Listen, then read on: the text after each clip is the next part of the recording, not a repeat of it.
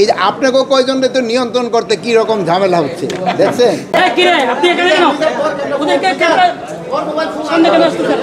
সাংবাদিক ভাই ও বোনেরা আসসালামু আলাইকুম। আপনারা বলেন সবসময় দেশের আইন শৃঙ্খলা পরিস্থিতি নিয়ন্ত্রণ থাকে নেই, এই যে আপনাকেও কয়জনকে তো নিয়ন্ত্রণ করতে কি রকম ঝামেলা হচ্ছে দেখছেন। তো পুরা এই 17.5 কোটি লোককে নিয়ন্ত্রণ করা যে কী কষ্টকর আপনারা কিন্তু ভাইয়েরা কিন্তু নিজেরই দেখতেছেন।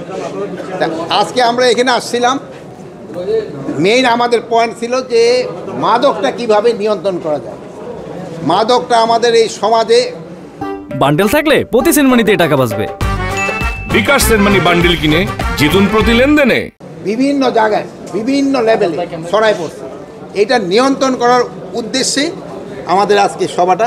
যেহেতু আমরা ঢাকায় অনেক সভা করেছি, কিন্তু যারা এক্সিকিউশন করবে তারা থাকে হলো এখানে। এই জন্য আমরা আজকে এখানে বসছিলাম। তাদের আমরা বিভিন্ন ধরনের ইনস্ট্রাকশন দিয়েছি। চাঁদাবাজি বন্ধে সরকার কঠোর অবস্থান নিয়েছে। যে চাঁদাবাজি যে পরিচয় তার হোক না কেন, সে যত উচ্চ লেভেলের হোক না কেন, কাউকে ছাড় দেওয়া হবে। জনগণ সরব হয়েছে, জনগণ সরব হইলে কিন্তু আর মব ভায়োলেন্স হবে না। জনগণ সরব হইলে তো জনগণই মব ভায়োলেন্স বন্ধ করে দিবে। মব ভায়োলেন্স কোনো অবস্থায় গ্রহণযোগ্য নয়। যদি কেউ কোনো কিছু করতে যায়, তারা আইনের জন্য তারা আইন প্রয়োগকারী সংস্থার কাছে হ্যান্ড ওভার করবে। নিজের হাতে কারো আইন তুলে নেওয়ার অধিকার কারো নাই। আমাদের ভিতরে সাধারণত দেখা যায় যে মাদক ধরা পড়ে, কেরিয়ার ধরা পড়ে, কিন্তু গডফাদাররা ধরা পড়ে না। কোনো অবস্থায় গডফাদাররা যেন ছাড়া না পায়, এই ব্যবস্থা গ্রহণ করা যায়। এই কক্সবাজারের উপর দিয়ে আসে।